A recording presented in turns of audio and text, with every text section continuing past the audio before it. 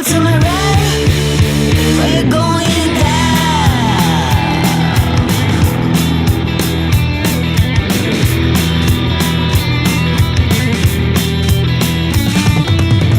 Hit the road, Jack, won't come back, no, you can sign me.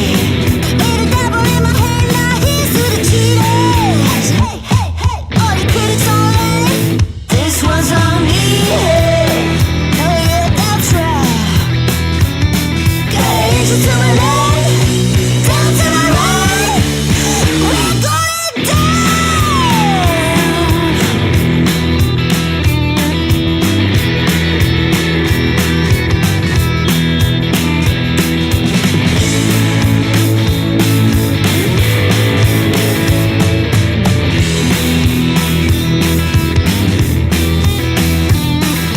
Little while I got these ties. Those who survive know the one my time. Forth and back, just like that. What comes around goes around, my man. Say hey, hey, say hey, hey. Forth and back, and just like that, you're going down for heaven's gate. Down to my right, we're going down.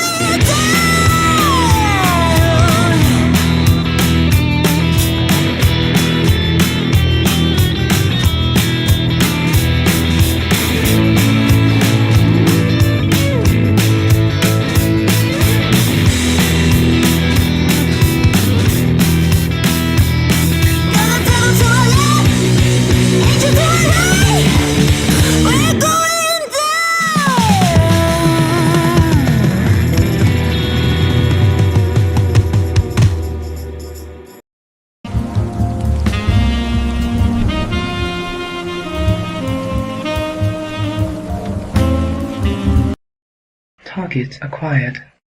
Eagle 1, first strike, you have permission to engage the target.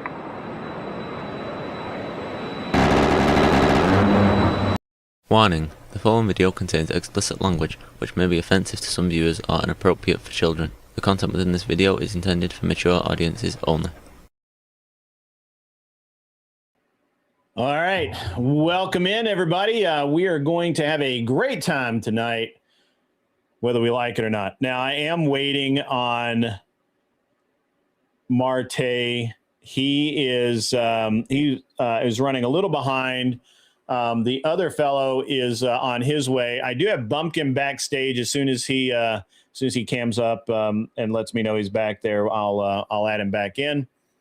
And we can talk. Oh, there he is. So we'll just Bumpkin and I'll sit here and talk for a couple of minutes, and then we will get the actual debaters up here as they jump in the back. Fuck it button says, I am offended that a fucking Brit Bong just spoke to me about what I can do. Remember last time, motherfucker? That's true. It's all that T shit went down. It was interesting. Did my buddy Mill.99999 make it over? Because you were certainly welcome to come up and attempt to be funny. And I will slam you down like the tennis ball that you are. Because here's a golden rule. If you proclaim you have a high IQ, you probably don't have a high IQ.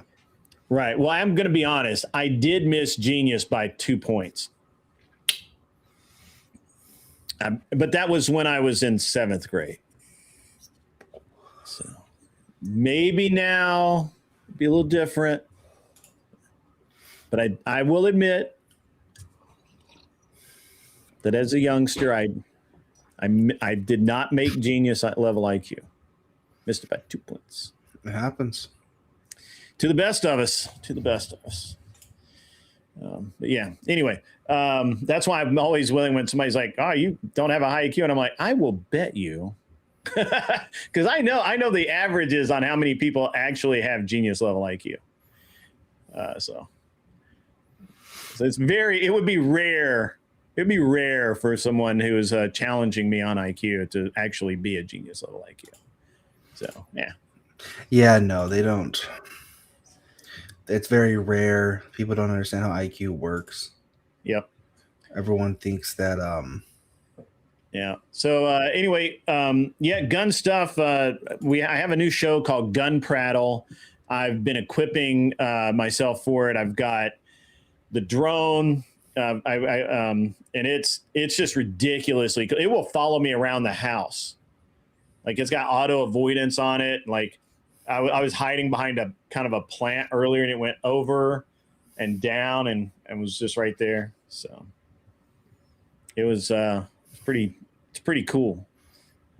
It's amazing actually. And then so I've got the drone for filming. I do have a pair of Meta glasses. My wife does anyway. I don't particularly like them. I'm probably going to get the Oakley version. I think those are maybe a little more me. And then I've got, I got gun cameras. I've got hat cameras. I've got helmet cameras. I got cameras, man. We can record some shit. So, yeah, I got a GoPro. GoPros are the way to go. GoPro is the way to go. You can live stream straight from it too with the new GoPros. Yeah. I had a GoPro 10 black or 11 black, whatever. That's the exact same one I have. Yeah. Yeah. And it's, I gave it to my son because I replaced it with a DJI Osmo 3 Nano, which is you can wear it on your hat. Ooh. And so that gives me that real first, because I was struggling to find a way to use the GoPro where it really gave me the first person view. And then I was just like, yeah, it sucks. I don't like this. So there's really no way to get the first person view with it. Let's be honest, because no matter where you put it, it's going to be either too high, or if you put it on your chest, it's going to be too low. Perfect. Yeah. Apparently I'm going to slap on a codpiece camera for that medieval point of view. I actually have a friend of mine who had a GoPro mounted on an ELS clip that went on his gun belt, and he called it the belt cam. Nice. And it was like right at his waist, and it was and it gave the viewpoint from his belt, and it was actually, I think, really good. So I've always wanted to do. It's really expensive to do it, but those like medieval MMA events where they like those medieval MMA events. You ever seen those? I heard and then it kind of faded. Medieval MMA events. Oh yeah, that'd be sick. So sick, just dressing all the way up in the armor and getting dual weapons and actually hit each other. That would be hit each other, right? Because I've seen like the Renaissance fair stuff, and that's kind of cool. But like, if you really had somebody with a real broadsword, even with dull edges, like take a hit to the chest and the armor, man, that would sting. But it makes you feel alive. Humans are weird like that. It makes you feel alive. It's like not getting punched in the face for a long time, And then one day you just get popped in the mouth and like suddenly you're alive again. You know what I mean? Mm-hmm. Yeah. Yeah. All right, let's see who we got in the back. I've got Roz. Roz, how are you? I'm the moderator for tonight. Bumpkin's just up. We were talking guns and stuff. I like guns. Martae will be on shortly. He's running a little behind. So, we were just kind of chatting. I have another channel called Gun Prattle where I talk about guns and a lot of competitive shooting and that sort of thing. So, well, that's freaking cool, man. I like guns thank you. too. Appreciate that. Yeah. But it's interesting because I talk to a lot of people who don't really shoot, or they have a really odd idea of shooting, and they'll say something like you did, like, just get a bolt gun. And I'm like, yeah, but I don't. For what I'm doing, I don't need a bolt gun. Be way slower first, and second, the accuracy level that I have and the equipment that I have is insane. Like, it's just crazy. And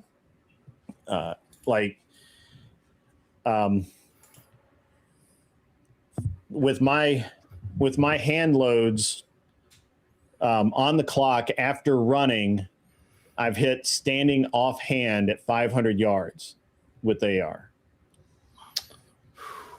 And that's impressive. Like the RO that was ROing me literally, and it was first round hit. I didn't like shoot at it 4 times. I mean, I literally pulled up, bam, hit. It was 500 yards. And the RO that was ROing me literally like dropped to his knees and laughed out loud. He was laughing so hard he was crying because he couldn't believe that I made the shot. Because a month before I had pretty much the same presentation and I missed it. And I couldn't time it right. So I was shooting over the right shoulder most of the time. I was shooting a little early. And so what I did is the next month I just slung up. And so once I had the rifle locked in the sling, even though I was breathing hard and all of that, I could get the rhythm right and the sling locked it in. And I triggered that. I hit that. I've hit it with the same AR. I've hit a 670 yard first round hit on the clock after running a long way from a really unsupported position.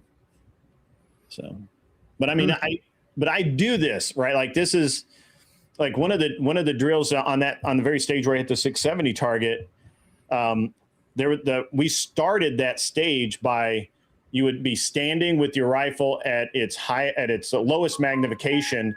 You would drop to the ground, dial up as much magnification as you needed, and hit a 300 yard plate, 8-inch or 10-inch plate at 300 yards, and get back up.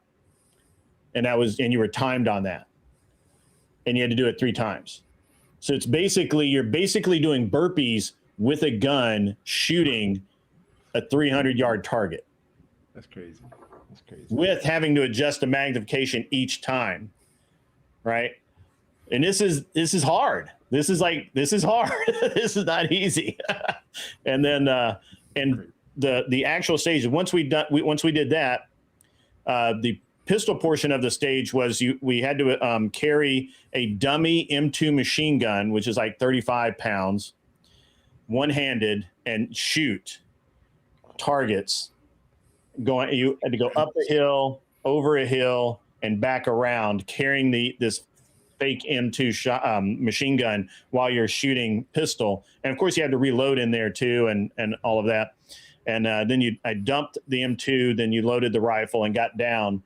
And the first target I engaged was 670 yards. I hit it, and then I did a spinner at 300 to 360, and which is it's a target that looks like a lollipop on each end. Have a small one on the top, big one on the bottom, and you hit them and it rocks it. And eventually, if you hit it, it spins over. Rifle spinner.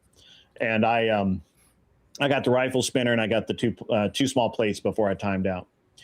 You're wondering what the grain and twist. I was shooting a 73 grain ELD over 21.4 grains of 8208 XBR. I know exactly what I was doing. Yeah. And I dial for the longest targets. So when we start talking about scopes, like, optics are super important. So every single optic I get, I don't care what brand it is, I don't care where it came from or who gave it to me or whatever. The first thing I do is I go out and I shoot a box test. So I'll shoot a target, and then I will adjust like 20 clicks left, shoot, leave it where it is, adjust, say 20 clicks down, shoot, adjust 40 clicks back left, shoot, adjust up, the same 20 clicks, shoot, and it should be a box. It should be a square. And if it's not a square within reason, then the scope's no good and it's got to go. So I send it back. I know you guys are talking gun prattle right now at the end of the podcast. I just want to do a sound check. I love gun prattle. But Bumpkin, I've got the debaters here. We're going to try and get into this. Everybody's running a little bit late tonight. How do I sound? Sorry? How do I sound? Like a girl. How do you? I think how does my mic sound? Oh, you sound fine. Yeah. Is everybody chat? How does Check 1 2? How do I sound? No, I'm just messing. Yeah. Let's get a mic check for everybody. Jason says wrong mic. He says wrong mic. Wrong mic for me? Mic. Yeah. Yeah, that may be the case. Let me double check this real quick. I think I should be fine. I'm able to proceed from here.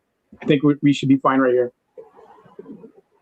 There's some weirdness with the, not really an echo, but it's hollow and there's a little bit of lag. On my end? Yeah, on your end, yeah. I don't know how he says his name. How do you say your name? Who, me? Yeah. Is it Ross? Ross Guandi. Guandi. Okay. All right. We'll go with Ross. So Martae, let's hear. Ross sounds fine. His mic sounds good. Sweet. Do a mic check, Martae. All right. How do I sound? Still a little weird, but not as bad. Let me see if I can try something else real quick. How does that sound? Worse? No, it's about the same. Let me change it back. I just moved into a new place, so it's like, of course, my mic setup is still getting, I'm still going to figure out the bugs and stuff. I have somebody that's going to help out with the production. That's going to get fine-tuned and fixed. But as long as I'm audible and you guys can hear me, you're definitely audible. It's just a little weird. So yeah, I can hear you. That's fine. I mean, I can work with it right now till I really get it fixed. Yeah. A helping hound says you sound like you're singing into a can. No, that's trash. Oh man, you know what? If you guys send me a super chat for 20 dono, I think that'll help out a little bit for me to get a new mic. That'll work. There you go. Vaulted ceiling. Yeah, it could be vaulted ceiling problems. The Caldy, who's an audio snob, says sounds worse than the reverb guy the other night. I can't help it, man. I can give them the link. I can't tune their equipment. Yeah, that's true. Martae, you've had a long day, man. Oh man, it's 12-hour shifts are not for the weak. And I'm training to try to qualify for the Olympia. I heard that. And then I'm also going to school right now. I'm like 4 hours of sleep, but you know what? Who am I to complain? I show up, and then I try to show out. So either way, you go. Yeah, the guys over on VIX were unhappy that I gave you criticism and didn't just trash Sarah, which I thought was very weird, but whatever. Sometimes people are weird like that, though. They want you to do weird shit. I have I run a debate show on Fridays or Saturdays now. And basically it's there's short format debates, single elimination. It's a 7-minute format. Each pair gets 1 minute each to make their opening statements, and you get 5 minutes to argue back and forth. And then we have 3 judges that vote on you. So there's no ties. There's no, nothing.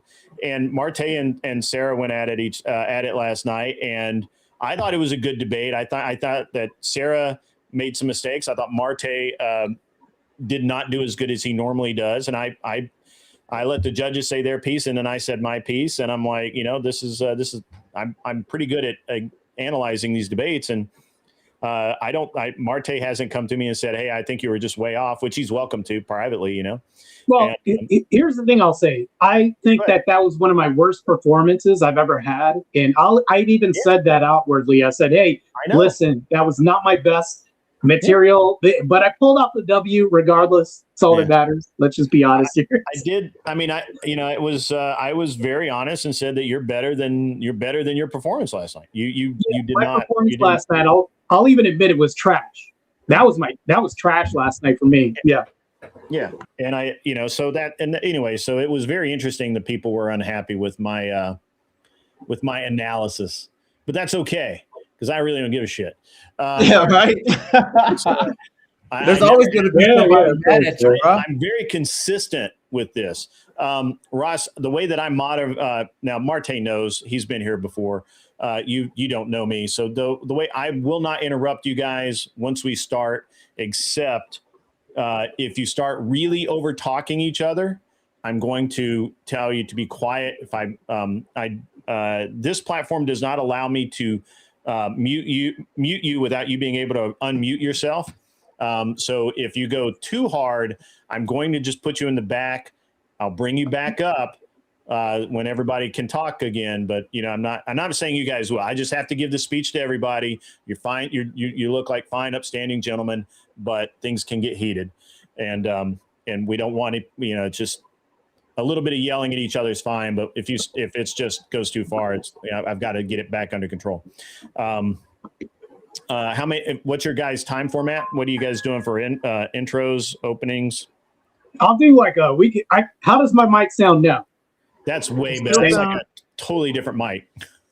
Okay. It sounds like the main mic, maybe? Yeah. Okay. Well, we'll do that. I'll do like 5 minutes and just explain my position. Okay. And then he'll explain his position. Okay. So 5-minute openings. Okay. He's got questions I'm sure. And I said, this is just look at this as just a conversation with a moderator. Sure. That's all this is. Okay. He's got other queries for me as well too.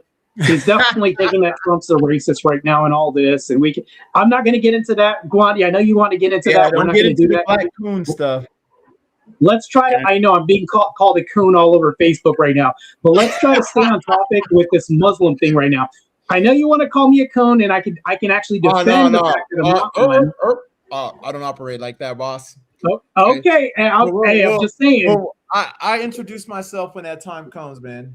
Okay. All right. So so you want 5 minutes for openings each, and then you guys will get into the body of it. How long do you want this to go? Do you want to break it into segments? What do you want to do? We can do like an hour. Yeah, do an hour.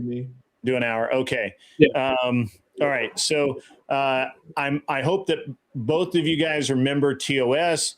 I really don't care what you say, but if you get near TOS, I've got to stop you. It's just it's my channel, not yours, and we're not gonna have problems here tonight, I don't think. All right, so why don't we start with now?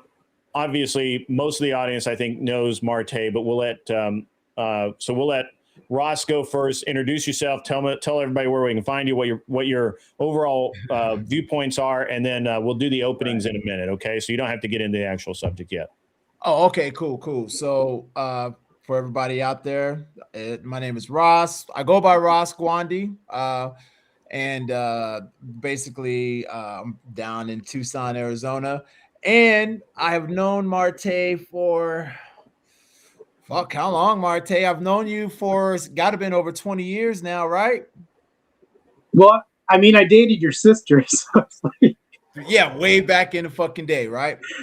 So, yeah. You've been in my Facebook since Facebook's been around. It's been 20 years, Martae. So it's good to see you, brother. I like to see the fact that you're doing your thing. And yes, I don't really have much to say for an opening or anything like that. We'll get into the topic. I do have some questions for you, bro. Also, as for my viewpoints, everyone, I am not a left-leaning liberal nut job. Let's just get that true right now, okay? Let's get that out of the way. So with this, we have, I think if you lean right, you're going to have two guys on the right talking because, you're going to be running in 2 years, Martae, and I would like to support you. But, man, that last little thing that you said before when we get into the topic, I got some questions, man, because I got to understand where you're coming from on that, all right? Yeah, I'm actually supposed to be in Arizona in a few weeks. I'm supposed to shoot a match out there called Superstition. Are you going to be up in Phoenix or in Tucson? It's Mesa. Oh yeah, that's Phoenix. Oh, that's right where I'm by. Yeah. Rio Salado. Oh man, go out there. And that's like next door. Yeah, I'm supposed to be out there for it. I'm on the wait list. I keep asking. I'm like, hey, let me in. You're not letting me in. But nothing so far. Let me know, Greg. We can get a drink sometime. That'll be fun. Yeah. Yeah, that's fine. I don't drink though. I mean, yeah, but that's fine. I don't drink either, but I drink with you and I drink with Andrew or people that I'm cool with. That's about it. Yeah, I don't. I've never drank actually, so never started, never had to quit. You don't drink diet soda or lemonade? I drink. I'm okay, so you do drink. I'm you almost, do drink, almost done with the almost done with the white monster here. All right, so go ahead and go ahead, Martae. Introduce yourself. Even though most of us know you. My name is Martae Ruelas, host of On the Edge, your premier prominent debater. I love debating degens and leftists. Unfortunately, today I'm not going to have the honor, but fortunately, I do get the honor of having a sit-down conversation and trying to convince Ross Guandi of my worldview. This is not one of these debates where I'm going to get in here and debate some contrarian who's just going to be bad faith the whole time. I trust that Ross Guandi is going to be good faith the whole time that we debate. Now, let me go into, I don't want to get into my position. We'll get into that later, but you guys know where to find me. I'm not going to go into all the spiel. You guys know. So I'll leave it at that. All right. Good deal. All right. So why don't we'll go back to Martae and let him do his opening, and then we'll go to Ross, and we'll go from there. Okay. So this all started on Facebook. I'm getting, believe it or not, Guandi, I've gotten 7 death threats from this post already. for the last 2 weeks, really? I've gotten 7 death threats. But let me finish. I won't interrupt your 5 minutes. Let me have my 5 minutes real quick. So here's my position. I do not think any active Muslim or any active person practicing Islam should be in any U.S. office at all. Matter of fact, even if you are an American citizen, and I have a reason why too, especially if you're not an American citizen, this could be state office or anything like that. As you know, Guandi, I'm running for office in 2 years. Also, I have constituents that will back me on this and all that. I have support that's growing in my area as well too. There are several gyms where they have posters of me. Everybody in Arizona knows who I am, and everybody in Phoenix knows who I am. So I've already got probably going to blow out the popular vote when it comes to that. But anyways, back to this in short. While it's legally permissible for anybody to be in office with any religion, any ideology, electing an active Muslim to high office risks introducing a worldview where religious law supersedes secular authority, potentially eroding the separation of religion and state, which that's the problem that I have to contend with, is that when you deal with the Islam ideology, they don't separate religion and states. Often we can look at this in New York and Mamdani where he's not doing that. They've literally had a case in New York where an officer was stabbed and he went to go visit the person who stabbed the officer and not the officer. Literally, I'm not bullshitting you. This is what's happened. Mamdani also will go through left-leaning principles and left-leaning people who are not even centrist, leftists, to actually have more Muslims in office, which I think erodes our electorate, and everybody else can actually see this. This also provides constitutional problems as well too, eroding constitutional protections and cultural foundations that we've systemically had in the U.S. I think that the U.S. is not going to be the same U.S. if we keep allowing these prominent Islamists to have office. We can see this as Muhammad in Michigan is telling that he will escort Christians out of the town, and they're going to have this Muslim call in their city for a very long time. Everybody's opposed to this. We're changing literal cultural values as we have this merge of church and state that's happening. But mind you, go to any prominent Muslim nation or anybody else who's a prominent active Muslim and see if they separate church and state. Doesn't happen, won't happen. This is something we can see objectively in the United States. We can see this in the UK. They're bowing down to this Islamist agenda where crime's going up. The greatest are issues going up. But anyways, I'm probably going to overstep my time. I'm going to stop right there. I'm anxious to get into the whole conversation debate. Yeah. All right. You actually had 2 minutes, 15 seconds left. So Ross. I'm fine. Leaving it right there. Yeah. Okay. Ross, whenever you want to start, just start talking and I'll start the timer. Oh, okay. So it's not my time to ask. This is my first time having this kind of thing. I just normally talk. Well, basically, can I ask him some questions though, real quick, or whatever? We'll do that. Well, anyways, that'll be after. Here's my deal. I heard you right now. I heard you right now on what you're saying about whatever the marginalized and they couldn't, but you never really gave an actual reason. And I'm gonna be real with you. I am not an Islamic fan or even on the Christian side neither. I don't like either one. But historically, even in the ways of Christianity, we have seen that there have been theocracy reigns from the time of the Spanish Inquisition, the Roman Catholic, all the way up. It's only up until modern times that we see this separation of church and state, and it's actually in our Constitution. So I guess my question would be, okay, I haven't heard a really good reason, but you have to get 2/3 of Congress to actually allow you to say, okay, because you're a practicing Muslim, you can't hold office. The thing with Mamdani, I haven't quite yet seen him do nothing like crazy, but hey, went and visit the guy that stabbed the cop. I don't know the context of the story. You just said it, right? What's the context? So I just don't understand your point yet. Like you have not yet. You just said like, oh, they're going to hurt the culture. Well, how? Is it a religious thing? I don't think the citizens, if you're a true citizen, and especially an informed conservative like myself, there's just no way that, first of all, we'll stick a crazy nut job Muslim with crazy ideology in an office where he's going to have control, and let alone allow him to come in and be like, oh, we're going to just allow the religion to basically, everybody who's a religious person, they have it. That's how they make their decisions a lot of times. But I don't see how we can have it pushed on a public level. And I almost think that the fear that you're kind of putting out there is uncalled for, bro. I'm gonna stop right there. Like, how do you implement this, man?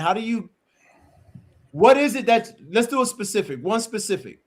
What is it specifically that you have an issue with? If a Muslim or practicing Muslim, because I've got cousins and uncles that are Muslims, okay? What is it about the Muslim that you don't want to know? Let's say like they're running for mayor, like Mamdani or whatever the fuck his name is, right? What's the problem with that? What's wrong with the fact that they're a practicing Muslim? What is it that you see that's the danger? That's it. Okay, Grit, are we going to get into Yeah, this? I thought you guys. He said he wanted to ask you a question. I thought he said he was done, and then just went right into asking you a question. So I was going to let you go. So roll with it. Yeah. I say I don't know how it works. It's all right. It's all right. To talk. I haven't talked to Martae in a long time, and I'm just trying to have a conversation with him. That's all right. Go ahead. Yeah, that's fine. We can have the conversation. So here's the thing, though, is that Muslims want to remake the land in their image. We're not going to see America 60 years from now. If we look at examples externally to the U.S., like the UK, we can look at New York, how he wanted to have free bus fare for everybody else and all these liberal ideas. Now, you've even said, prefaced in front of this debate, saying that you're not a leftist, right? Well, that's what they're doing, is they're bringing these liberal ideas and they're actually saying this thing called taqiyya, which means that they can lie to get in office. They can lie to their constituents and lie about everything else. So here's the thing, though. I'll even give you quotes, and I just looked this up right now. These are the notes that I had. I will always be clear in my language and based in facts. Israel is committing a genocide. Critics argue this undermines U.S. allegiance with Israel, whether or not you're for Israel or not. He's already causing a lot of disruption, which actually kind of based. But here's the thing, though. On his accusations that I'm making towards him, these are statements that he's made. He said, we don't need an investigation to know that NYPD is racist, anti-queer, and a major threat to public safety. What we need to do is defund the NYPD. I'm highly against that. What he wants to do is create a state where liberals overrun everything, and it's just creating degeneracy. We can look at Michigan. The same thing's happening right now. When you say that, what is he doing? In my argument, I actually brought that up in my initial opening statement by having this Muslim open call, which everybody doesn't want. You know, the loudspeakers where he's having this Muslim prayer blasted over everything else. And matter of fact, telling this Christian that he will escort him out of town and have a parade and escort Christians out of town. I literally just said that in my opening statement when you said, well, what is he doing that's bad? That's literally degrading and changing and eroding our culture as we see it right now. Martae, like, Man, you make a lot of accusations. Okay, listen. These aren't accusations. These are things that have happened. Listen, so you're saying he's literally going to be marching Christians out of fucking New York, like literally, and you actually think this is in Michigan? You actually think it's going to happen. But here's my question: He's done it. Listen, everything you said just sounds like nut job left. A person that's a Christian left will do the same thing. Not true. Hold on. What is it about his Islamic teachings that you are saying? Because what you said what is it about his Islamic teachings that I don't know, that's leftist? Like, what's the leftist of the Islamic teachings that you don't like? Because it just sounds like it's just a guy who's he practices Islam and he leans fucking left. Wait, hold on. Islamic teachings. You just contradicted yourself. You said a guy that leans left. What does he say that's leftist? And you're saying that he leans left. That kind of asserts the fact that you claim that because he's in office, he's coming up with all these leftist ideas. He's doing all this, and I'm saying, yeah, because he's a fucking leftist that practices Islam. That's the reason why. It's not because of Islam. That's why I'm asking you, what teachings in Islam are you talking about? Like right now, you just sound like you're upset because he's got left ideas, but I don't hear nothing about the teachings of Islam that you're saying that at least when it comes to Mamdani, that he's implementing in his policies.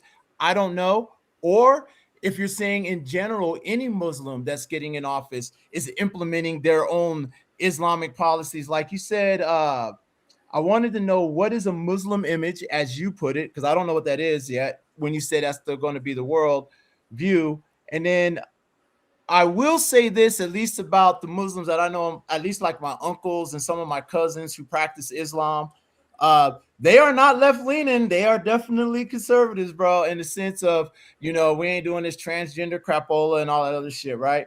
Or having gays marching through the streets, or men dressing like, or are women usurping authority and the whole feminist thing. You know what I mean? Like, at least I know that that's the case. So I don't understand what teachings of Islam you are saying is implemented. Then that's where I'm at. I'm done. So let's go back to Mamdani, what he's doing right now.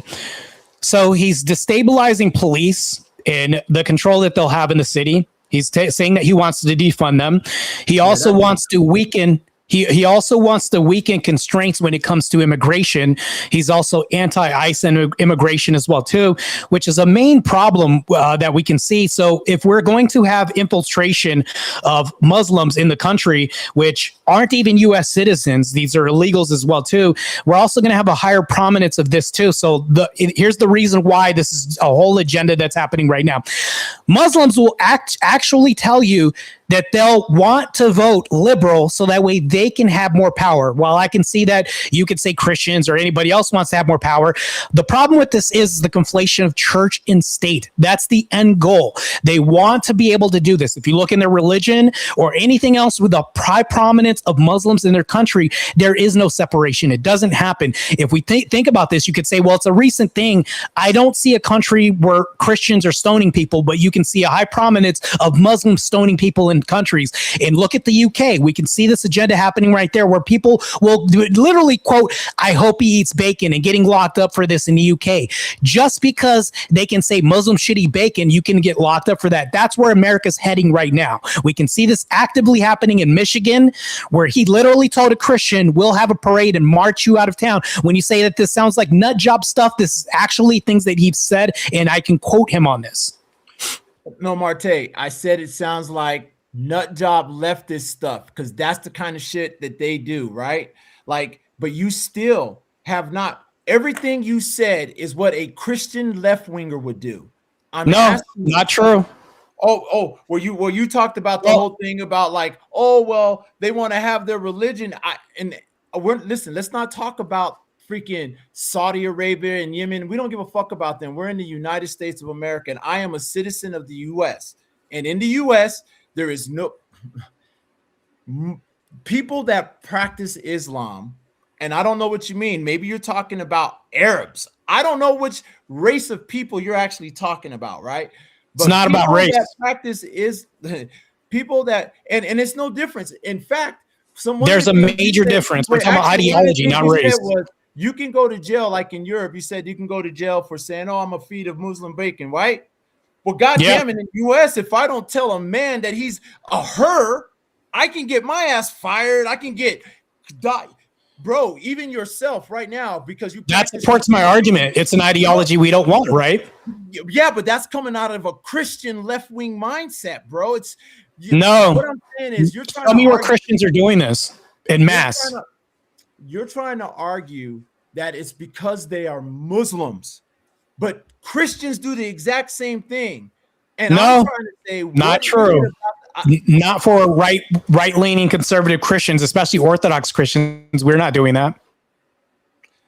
I would also, no shit, dude, because I think the right is kind of starting to.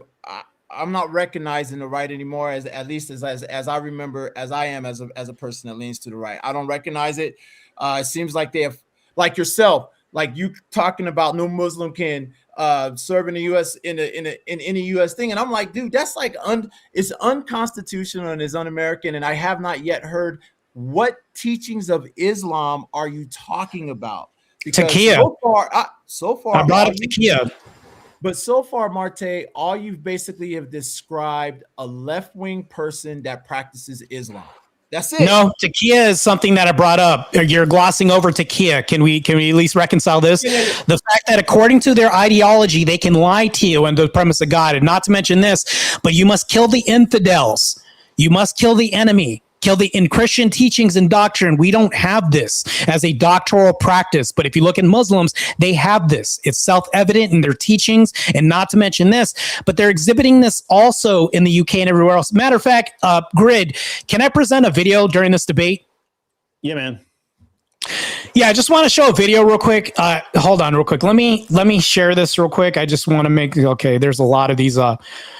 Since this is not going kind of as a debate, and you guys keep there's some questions coming from Ross. The interesting thing about you understand that Mondami made promises before he got elected, right? And his supporters believed him, and now that his very supporters are picketing outside of his house because he's doing exactly what to some degree Martae is describing, where he made tons of promises during the campaign to people specifically about, not doing this, which is a Muslim thing, not doing that, which is a Muslim thing, and some other odds and not odds and ends, but some other issues. And his own supporters are saying, hey, we voted for you. And we believed you. You said that you were going to not be the thing that you are, and that's the way it is. So, hey, Grid, I'm trying to share this video, and I know this is a whole different format. Where would I insert the video in? Where that would share? Yeah, click share, and it's going to go up, and it's going to say screen, slides, video, or background. You select, if it's a video, you can select video, and then it'll pop up over on your screen. And mine, it gives me tabs. It gives me window, and then it says entire screen. I don't know if maybe you can't do video. You should when you click share, it should say at the bottom, it should say background audio, video, slides, or screen. If it only says screen, select screen, find the tab that you're looking for, wherever you're looking up. All right, I can share a tab because I put it up on the tab. I'll just make it not private anymore. Give me 1 second real quick, because I do want to be able to share this real quick. Public.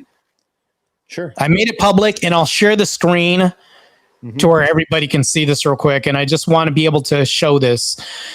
Give me 2 seconds. Doing that, one thing that I think that is very important to realize that neither of you have quite hit on is Muslims are neither left nor right. Right. Well, that's the thing, though. I'm trying to get away from that because that's not. They're neither left nor right. They're willing to use the left because the left is easily manipulated. Because of that's my whole point. They'll use the left to get into office and actually to subvert the vote. They are neither left nor right. Hey, Grid One, real quick. Yes. Just a quick question for you. I'm glad you gave up the information about Mamdani, right? But you said that he's doing these Muslim things, this and that. What is? Well, I'm not absolutely sure because I'm going to be honest with you.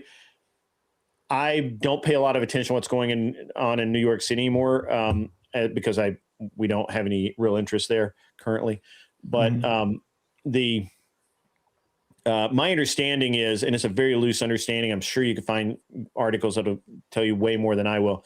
But whatever campaign promises he made, and I think part of them was that, that they were going to get rid of the Muslim police forces. I think he's doubled down on those.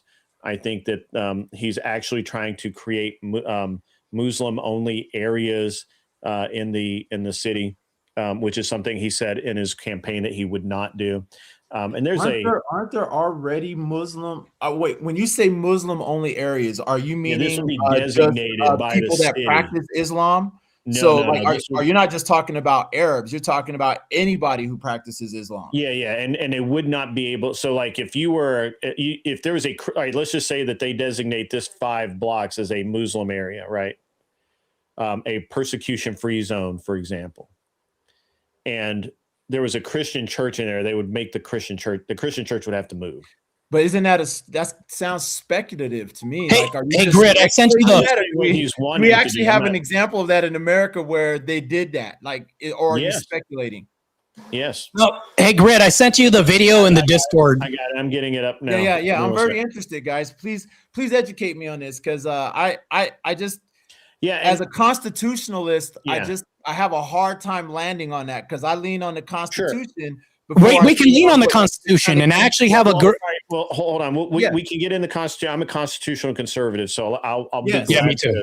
Me too. I'll be glad to interact with you guys on that. Let me share this for you guys.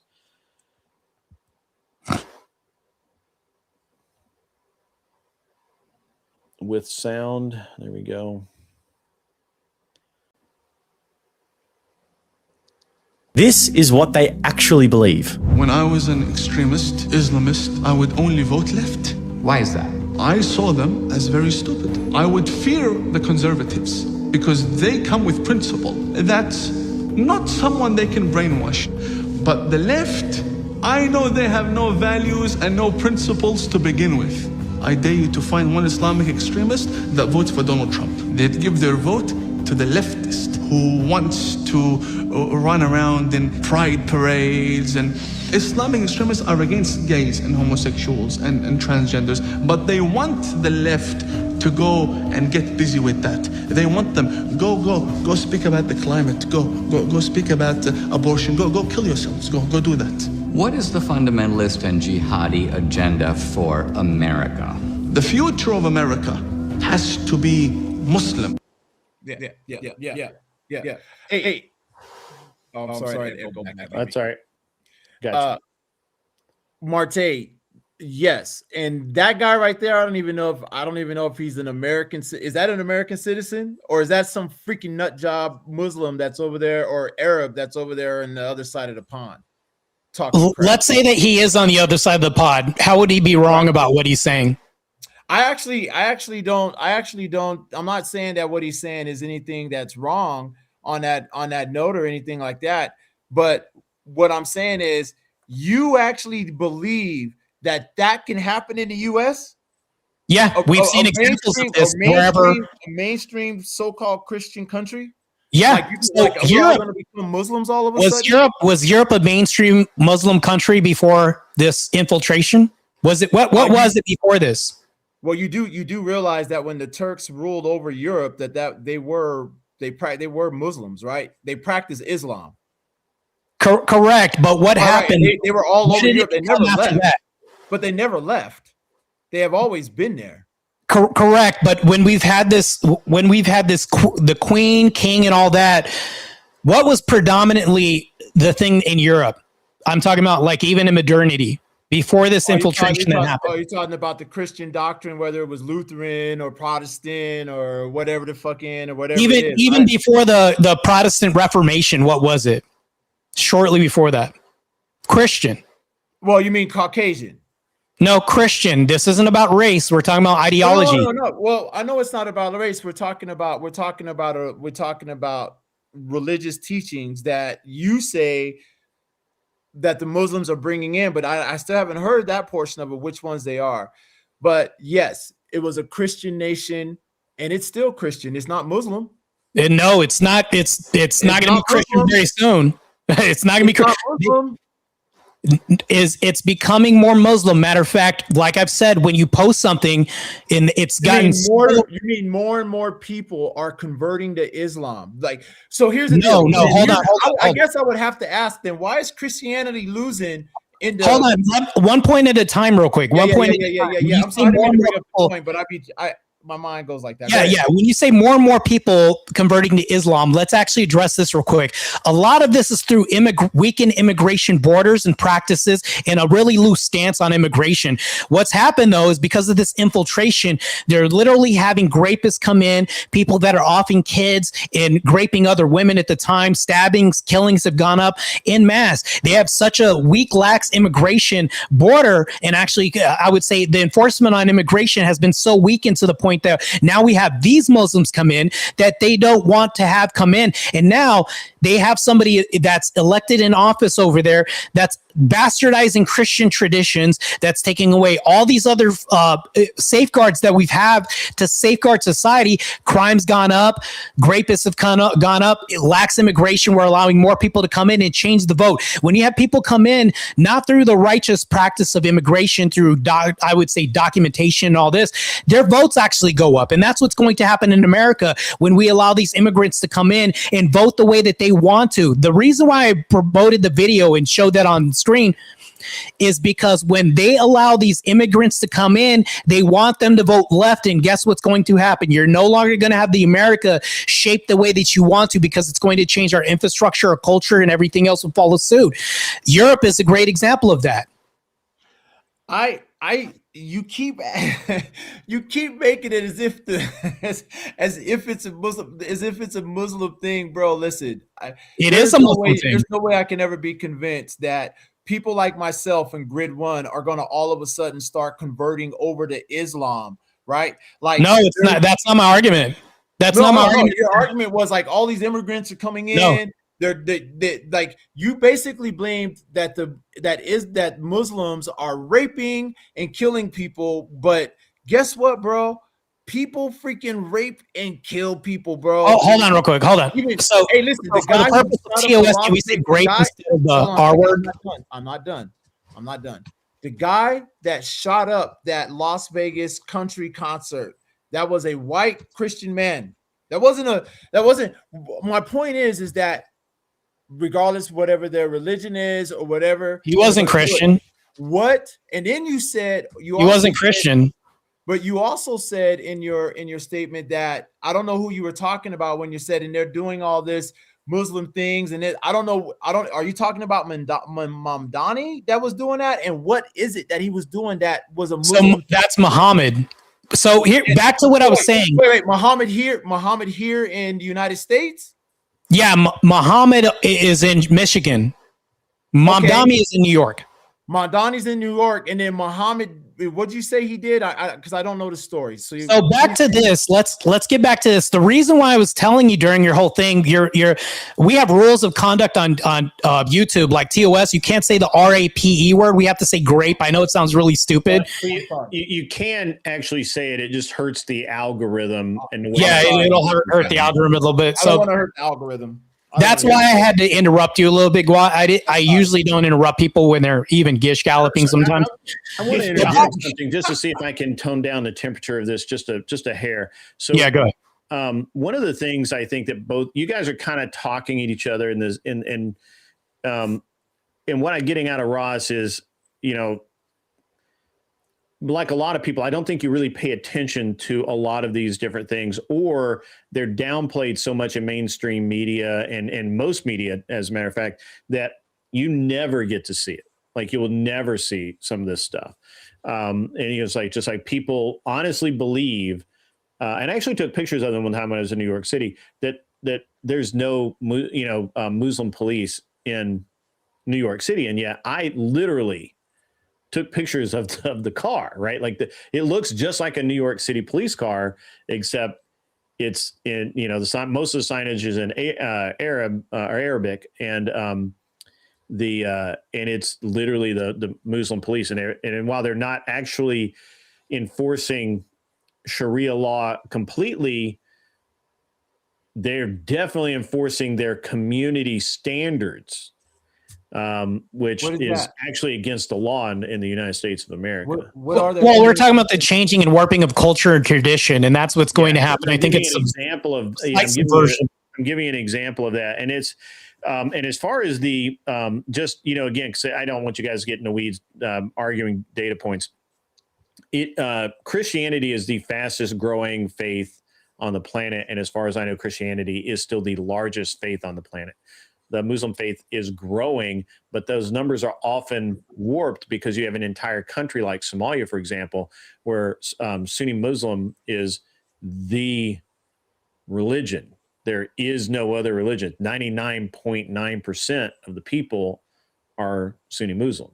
So they're so homogenous that there is no other religion there. And if one tries to come in, they will literally kill those people. So that's something to understand when we're talking about why the Muslim faith is growing. I don't know that it's so much growing as it's just the way it's counting is getting maybe a little bit more accurate. And I'm really not trying to throw gas on the fire. In that way, Grid One. Don't you think it's always? But don't you think it's always in that way? Don't you think so? Well, when it comes to like where you say like it's all Somalia because of that. Well, I know at one point in time, you know, Islam was all about going around conquering everybody and forcing everyone to become Islam, right? But then we also had that same thing happen during the time of the Crusades with the Christians going around trying to force everybody to be No, that's not that's a mischaracterization they of were the fighting with Crusade. the Muslims as well. They were fighting with Islam. No. But wait. I don't want to get on a tangent real quick. Let me go back to something Grid One said. I have a question. Yeah. You were talking about the Muslim that they were Muslim police. When you say that, are you saying even like I keep saying, I have uncles and cousins that practice Islam, all right? Yeah. They're Muslims. I have some friends that are absolutely. Muslims, right? Right. And we all know. So are you saying because they're black, Okay. Americans, right? Sure. Black American citizens that are practicing Islam. Sure. Are you saying that this police force are only going to be for people like my uncles and cousins, or is it just Arab? Because I don't understand. You said that they have the Arabic writing on the there's Arabic writing on it, so I'm assuming that these are for more Afghani, Pakistani. I do. Iraqi, that kind of. I mean, I don't know what your background is, so I can't. I do have to correct something real quick. I got to correct something. I know it's not tangential to some degree to this, but I do have to correct it because it's a mischaracterization. The Crusades was a defensive mechanism that the Christians had. We had an eradication of Christians happening at the time. We didn't jump into this. Actually, they created the Dark Ages. The Muslims did this. And also, they were eradicating Christians en masse. We had to defend ourselves. It was like a last-ditch effort because the Muslims were doing this. Christians weren't forcing people to convert. That's not what happened. That's a total mischaracterization. Guys, we don't want to jump off the subject. Yeah, I don't want to get into I know, but I have to just correct that. Can I give you the middle? Actually, a good correction, but good. Yeah. Thank you. Yeah, let me give you kind of the middle ground there. Both of you are kind of right. The Muslims wanted Jerusalem, the Christian, and they murdered a bunch of Christians in Jerusalem and in the area to seize it. Word got back. Well, word spread throughout Rome and in Italy, all the way up to England, and the Christians came, and all of them. Like, people think it was just the English, but it was the French, the Italians, all of Europe, Rome, all of it. They all came there into Constantinople and Jerusalem and fought for a long time. And they were these are massive numbers of Muslims that were involved there. And so I think you're both kind of right. Well, no, my portion of history is accurate. It was a defensive mechanism. But here, back to the subject, though, real quick. It was defense. It wasn't and it was not to convert people to Christianity. Yeah, it wasn't to convert people to Christianity, but the Muslims were telling you, if you don't convert, we're going to kill you. Man, listen, they were trying to convert those that they called the barbarians. And listen, Christianity has a history of this, because when they landed on this side of the world, they were killing the natives, bro. And they also forced them to convert down in South America. But like I say, I'm just not saying, when you were talking about Christianity and you're talking about Islam, I need to define to me something they're the here. same, but to me they're the two wings. Let me of the define same something bird, bro. here. So two wings of the same bird. No, not even the case. Let me try and define something here so we can get past this. So yeah. I'm ready to get past it anyway. When Christianity, when we say that Christianity forces people to convert, we don't do it at and I'm using the we because I'm a Christian, but I ought not use we. Christians in general do not do it at the tip of a sword. Is that what the Spanish Inquisition was about? Well, the Inquisition was to find led by the church, though, right? Impure Christians. Led by the church, though, right? Yes, but that was that was not to go after Muslims or convert people. I agree, but the Inquisition was specifically meant to go through the evil that had infested the church, and whether or not. But what happens if they found the Muslim? Sorry, what would happen if they found the Muslim? They didn't care anything about Muslims at that point. Yeah, there was still the fighting. Remember, we're still coming out of the time of the Ottoman Turks, but we're still getting off subject. Yeah. I don't want to. Sure. Yeah, but I don't like the inaccuracies that are being spouted, though. That's crazy. Yeah. But back to this, though, there's a video online too, as well, too. I can actually show you of a police officer teaching people how to wear hijab, teaching kids how to wear. Yeah, I saw that video. Right, but if you see this. If you see this is happening in New York. This is happening in Michigan. This is happening other places as well, too. So they're changing the culture. I think that this is not good. I think that this is not what we want. Change the culture of what? The police force? You're conflating. You see how we're combining this thing that I said in my opening statement. They don't believe in a separation of church and state. We're seeing that on the lower level volume. They're not separating law enforcement from religion. We're literally having the indoctrination happening right now in New York. So let me ask you this question. So as you brought up the whole thing with the hijab, but even if that is the case, that the women were wearing the hijab while they were on the job, why shouldn't they hold office? They can have. So here's the thing, though. That's two things that you're conflating. You're saying, how come they can't do this on the job? That's literally mischaracterization. What I'm saying is they're actually teaching people and indoctrinating kids. She's teaching kids how to do this. That's way different from a police officer like expressing their religious beliefs on the job. That's different. But if you're indoctrinating kids, that changes things entirely. Now, getting back to public offices, that's a whole different thing entirely, too. Let's separate the two and create a distinction between the two. Now, when it comes to holding public office, that actually proves my whole point of them conflating the church and state together, which if you look in the job market, they're doing this at the same time. They're bringing the religious value and indoctrinating people in uniform. I think that that's the same thing as going to public office and saying, you know what, screw this constitution. We're going to have Sharia law. This is going to be the thing that's happening, because wherever they follow, indoctrination and the combination of church and state mixing is always going to follow suit, no matter what. We could see this with the NYPD, with them mixing the two on even lower levels of employment. We're going to see this in public office with Muhammad saying that we're going to escort and Christians out of state. He literally told this Christian, we will have a parade marching you out of state. And you think he can do it? And you think he can actually accomplish that in the U.S.? He told people that. Listen, I can tell people I'm going to go into Safeway and go and shoot everybody. What the question is do you think he will be able to march Christians out of a whole state? Oh, then I think he can do this. If he has the, and I'll tell you why he can do this. So here's why. Does he not have the extension of law enforcement at his side? Hey, bro, he would have to have listen. Law enforcement would have to completely convert over to what you say Islam would be, and they will all have they don't have to do that necessarily. Like you're going to get white Caucasians converting over to Islam? No, hold on. No. It's a race thing. So hold on. Did Mayor Brian Johnson in Chicago tell people that we should have ice-free zones? Did he not say that? Yes, they're upset with the tax. But Right. I told you that it was That's the not tactics even a of ICE religious that was gonna doctrine, cause and he's problems. telling the police what to do. Can Mayor Muhammad do the same thing even without converting the police? Can he do what? Can he tell police this is what we're going to do without converting police to Muslim ideology?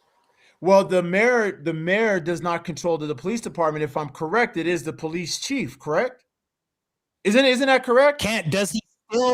Can he still utilize the law enforcement as a monopoly in force? Can he still do that? Well, any mayor could use law enforcement as a monopoly of force, regardless if they're a Christian, right, Islam, or Buddhist, or Sai. What's that one with the Sikh Sai people or whatever? Yeah. Any mayor can do that, but their power is very, very limited when it comes to that, and it's also dependent on whether or not the police chief is in their hand. But it's not that. It must not be that limited because Brian Johnson is telling federal authorities and federal officers, which the only place that federal officers aren't allowed to be in are national parks. And I think it's one place in California. That's the only place. But he's overriding federal rule of law by saying you can't be in this place or whatever, even if it's extraditing criminals. And so why is right? I actually don't see this Muslim. I just can't see it, man. I just don't understand that portion. But I also I want to go kind of back a little bit when we were talking about the hijab and the police force. So what's wrong with the hijab? Well, there's nothing wrong with the hijab if you're going to practice it with yourself, because I can wear an Orthodox cross, right, on duty. I can do this as long as I'm in uniform compliance. Now, people can make, I think, compliance as far as like your religious expression on the job and things like that. But when you're teaching kids how to put it on and how to do this while you're in uniform, it sets a bad precedent. That's indoctrination. And what's the precedent? What's the bad precedent? You're basically trying to convert kids to this Muslim ideology. Hey, let's get you in these hijabs. Let's start doing that. What's the purpose of they're getting them into the ideology, but what's the purpose of the hijab? What is the ideology of the hijab? Let's say I don't know what the ideology is. You're still trying to convert minors to this. You see how that's kind of an issue with law enforcement? Actually, no, I don't. Okay, Grid One said before, he's like, I don't know where Ross leans or this and that, right? So Grid One, yeah. I am a Jew. I'm an Israelite from the tribe of Judah. Okay. In my household, regardless, my wife, when certain things are going on, has to cover her head, right? And you're saying like I'm a Christian because they're showing kids how they put the hijab on with their uniform. You're saying that's indoctrinating them into becoming Muslims. Like what? Because when we do this, if Christians do the same thing, we'll wear coverings, right? In Orthodox Christianity, I'm an Orthodox Christian. We'll have the women wear head coverings, right? The problem is the verbiage, and also we're telling them that it's Muslim. We're not saying that it's a head covering. We're not saying this is to respect anything else. They're identifying this with Islam. That's a massive problem. But that is a tenet of Islam, the same as with women, as in Christianity. So here's the problem with this. There's an issue with this when we're bringing this to work. If I'm a public servant and I'm being paid by taxpayer dollars to do something, why would I mix religion with this? You see how there's a conflation of church and state, and even in job and duty and function where they're using this on the job as a tax-paid public servant to indoctrinate kids in this, when you don't even see Christians trying to do this in uniform. That's crazy. So you say you see the hijab. You see the wearing of the hijab as a complete, like a women's wearing the head covering as a complete religious act. It is a religious act on both sides, right? Christian and Islam, right? Because not to mention this, but if you look in the video, she's also teaching them how to speak things according to like their Muslim ideology as well. I actually would like to see that. Let's rewatch that video. I definitely want to. I don't like to talk when I'm way like out of context. I do remember seeing the video sometime back in the past, and I if I remember right, I was just like, oh, it's that like They're just showing the kids. If I remember, my thought was, they're just showing the kids how they women put the hijab on when they're on the job. Like I didn't see them trying to indoctrinate them with religion. Like we're up on an hour, guys. I don't know how much further you guys want to go, but I just want to give you a time check. That was fast, bro. I didn't realize. All right, let me get. We didn't really get into it. It's 11:42, my man. Get into it like that too, Martae. I'm just gonna speed. I'm gonna speed run this real quick. I'm gonna try to be as direct as possible.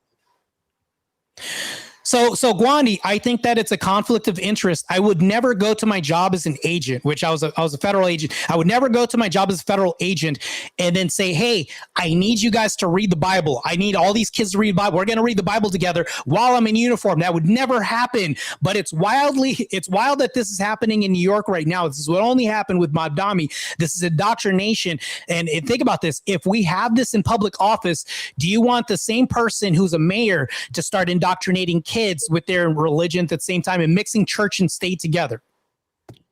No, I don't believe in the mixture of church and state when it comes. They're doing this on the police force by being paid by our tax dollars, doing this, mixing this on the job. Do you think that that's okay? I guess I just don't see wearing a hijab as religion.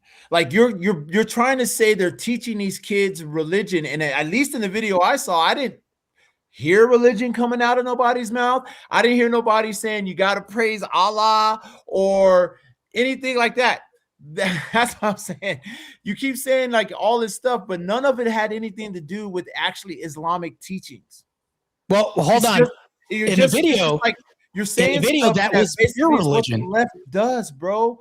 No. It has nothing to do with left or right. This is an ideology. This is how they subvert everything. And the guy in the video, if you paid attention to this goes in accordance with their doctrine and their practices. We're going to subvert no matter what. And remember the word that I said, takia. Do you know what takia means?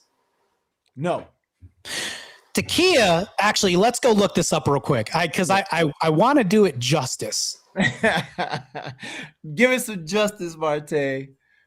You hardworking man. Takia is a concept that refers to a Muslim.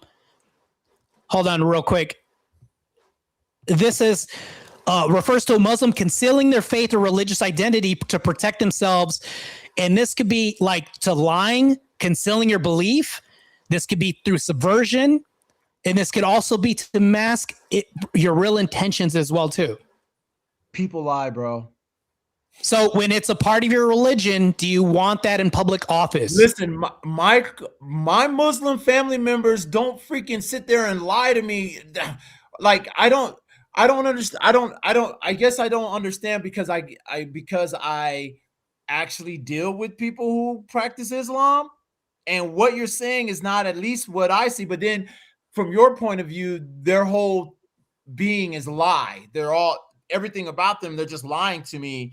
I guess that's the reason why I'm like, what do you mean? Like when you talk to a Muslim or a person that practices Islam, bring that up and ask them, so you're lying to me right now? Like, wait, hold on. You're going to ask somebody who practices I just think people lie. They're lying to you? Politicians lie.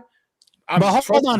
Lied about a whole lot of stuff. When it's the mainstay and the lied bedrock. about a whole lot of stuff. But hold on, though. Politicians lie. We can say that, but when it's the bedrock and you have an actual label for what you do and a justification for this, that changes the dynamic entirely. Now, I can understand people lie, like politicians can lie to be in office, like we can even omit truth and things like this. But when it's outwardly labeled and this is something that you should practice and is condoned in your religion, do you think that that also helps the cause as well? But you haven't proved it. You just say it. No, I'm asking you a question. Can you go actually in the Quran and pull out of the Quran where it tells you lie? No, hold on. Do you think that practicing takia, do you think that helps the equation of people who already lie in office? Do you think that's going to help? Hold on a second. Martae, is practicing takia, is that in the Quran? Yes or no? Yes. Okay, now can you please pull up the verse out of the Quran that shows that as the takia? All right, let's look it up. This is crazy. I mean, let's do it then. No, I love it.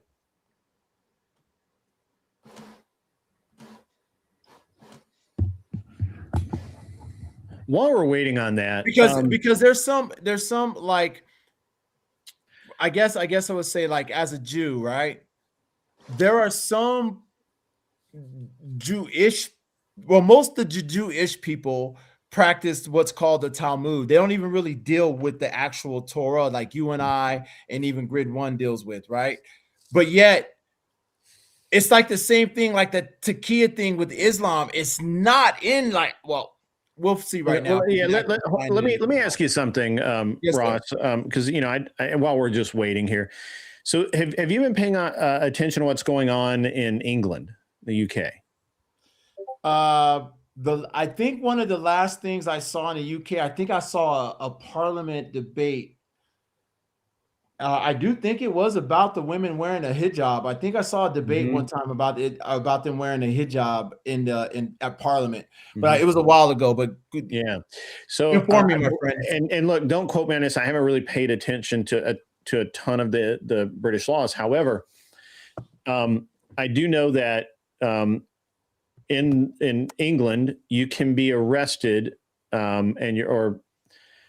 you can be arrested, but you will definitely have your flag seized if you're flying the British flag in your house in certain neighborhoods, because it's considered. So the Brits made a law against themselves. That's like that's like our Congress saying, if you fly a flag in Chinatown, an American flag in Chinatown, right, we're going to arrest you. Did you not want that up yet? All right, I'll put it back. Right? Yeah, we can have it up. Is that what you're saying? Is that what you're saying? Like, yeah. That they gained enough. The Muslims there actually gained enough power to pass that. The English did not pass that. Also, they don't have free speech there. So if you speak ill of Muslims, that's well, but England didn't have free speech anyway. Like, sure, but they had something. They don't have that in there, right? They don't have that in their constitution or whatever. Well, the Magna Carta is what their constitution. But they have don't a version of free speech, which is limited by the king and the prime minister. It is very limited. Yeah, you can't say too much, or they will come and get you. I think it's gotten worse over time. But anyways, I got that all up, Grid, whenever you're ready to present that. Yeah, I definitely want to see that. The question is that if it can happen there, why would you think that it wouldn't happen here? I don't think it will happen here because of the Christian roots that's built into the society. Okay. Like right now, what's keeping us in, I don't know if I should even say that, because I've seen too much of the changes over time. Like Grid One, I don't know about you, but I'm 52.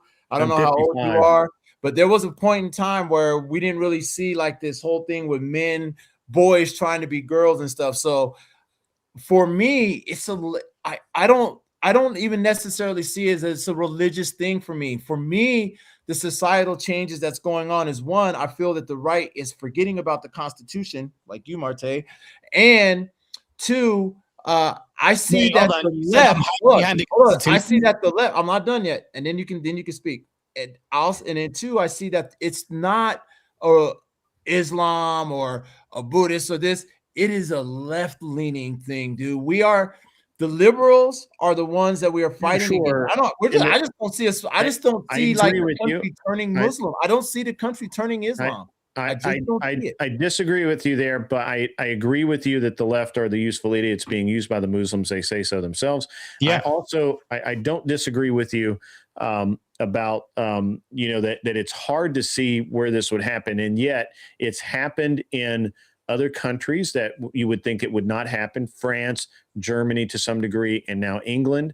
Are you going to really bring up France though, bro? Like, come on, France. Like, these countries that you're talking about have always been overly liberal from the onset. But we're not talking about being overly liberal. We're talking about an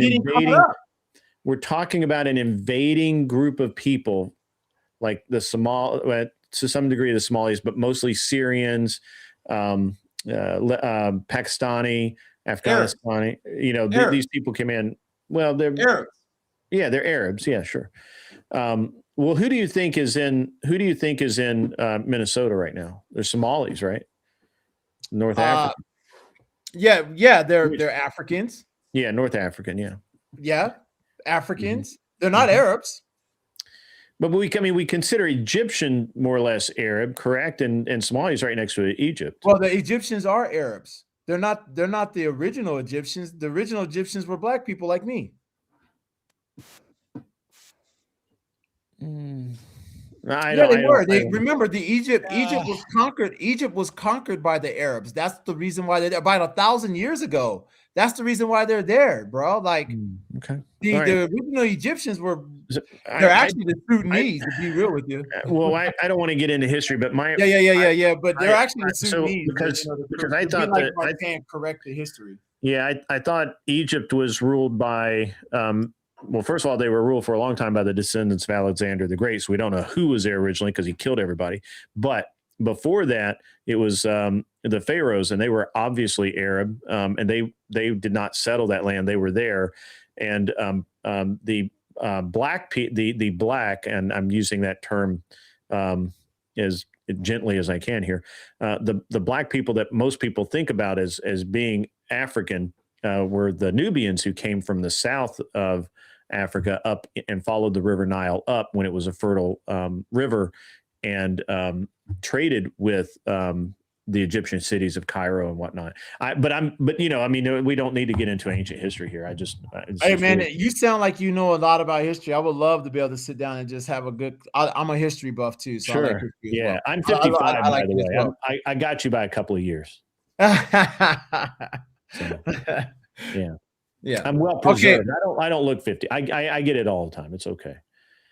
Quranic verse 328. I don't even know if there's a book called the Quranic. I'll even read this real quick. The Quranic verse 328 is often seen as the primary verse that sanctions deception towards non-Muslims. Let believers, Muslims, not take infidels, which are non-Muslims. That would be Christians or anybody else in a nation that's not Muslim, for friends and allies instead of believers.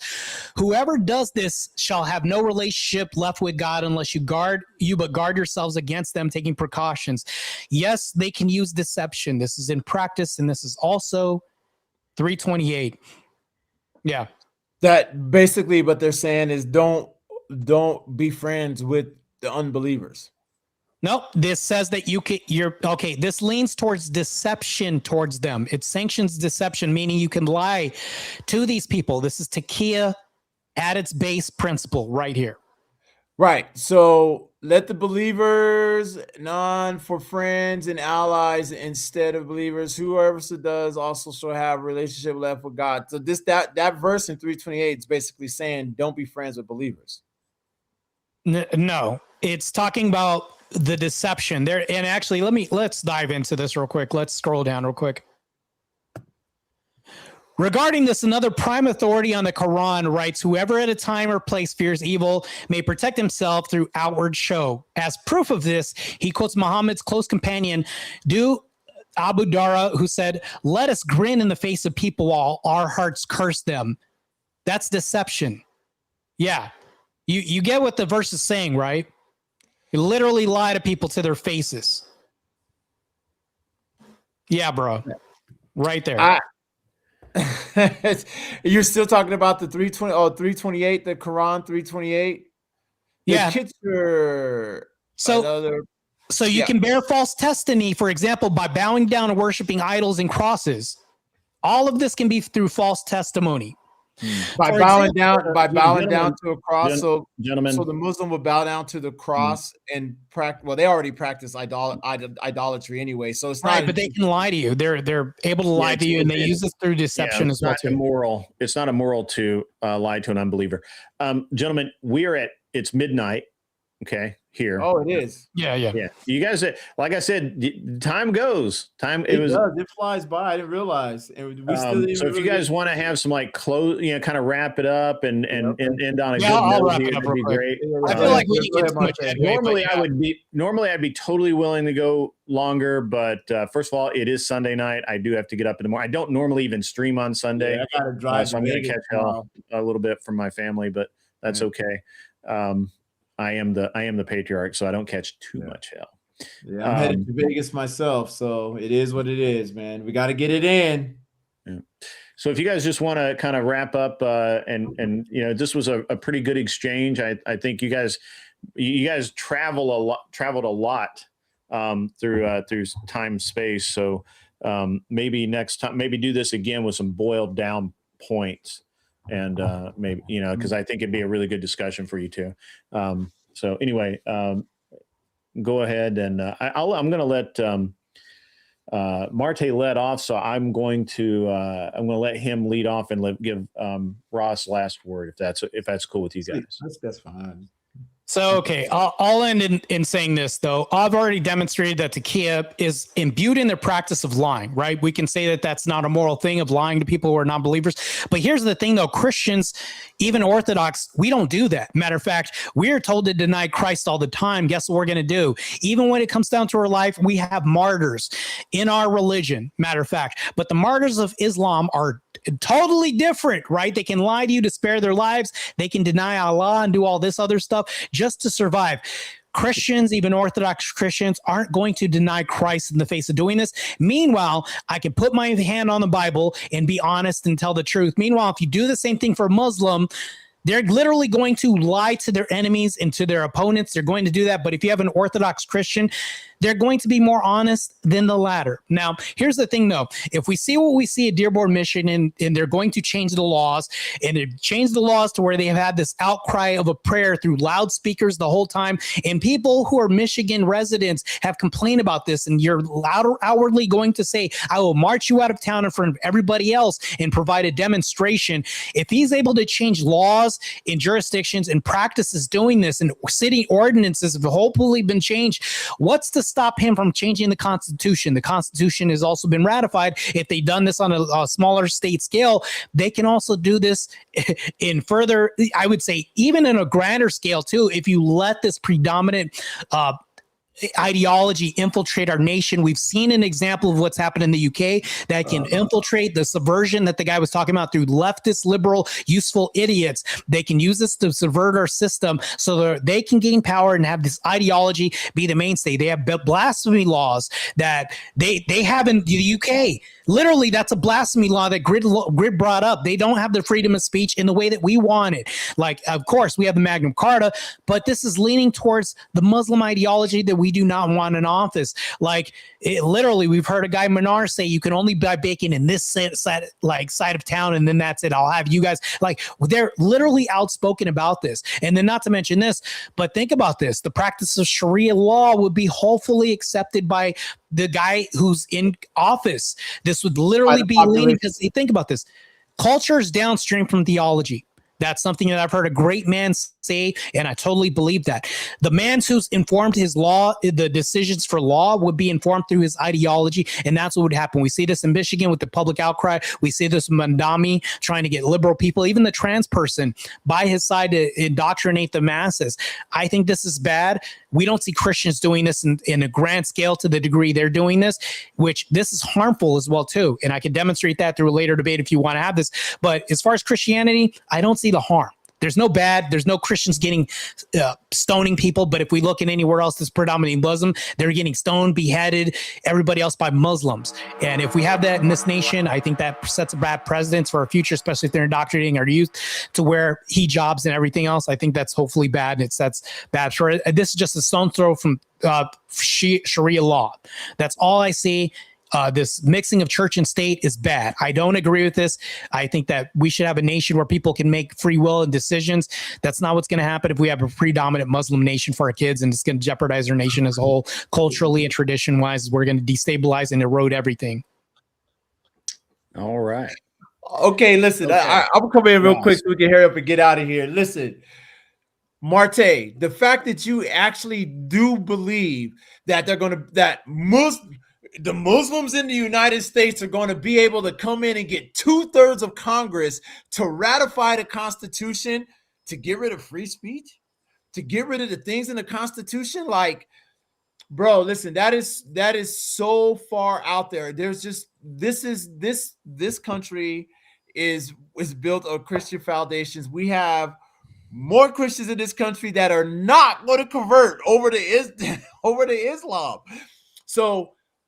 And you keep saying like, oh, this ideology.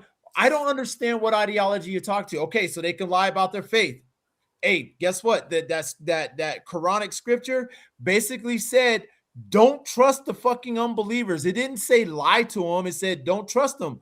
Just like the fact that in the time of journey with the Jews, some Jews hid the fact that they were Jews so they did not die. There were some Muslims that hid the fact that they were Muslims so they would not die. I'm just saying, like, I guess I just don't see a difference between the two, and you still haven't made an argument, and you keep saying this ideology, but what ideology? So they can lie about their faith? Huh? Oh, the head coverings? What? If you would have said they're teaching the kids to put bombs on themselves and blow themselves up, I would say, okay. Yeah, but you still talked about, oh, they're giving these kids religion with the hijab, but they didn't. I saw that video, bro. There was no, you must praise Allah. And I guess I just don't see the United States becoming a Muslim country, a country that predominantly practices Islam, and that we're going to allow Muslims, people who practice Islam, to come in and ratify the Constitution. Like I said, I already think the Constitution is being shredded. It breaks my heart to see what's going on the right, and they're allowing certain things. I was like when they came out and tried to talk about whatever going on with Alex Preddy, but he had a Second Amendment right to carry his weapon. That's a different story.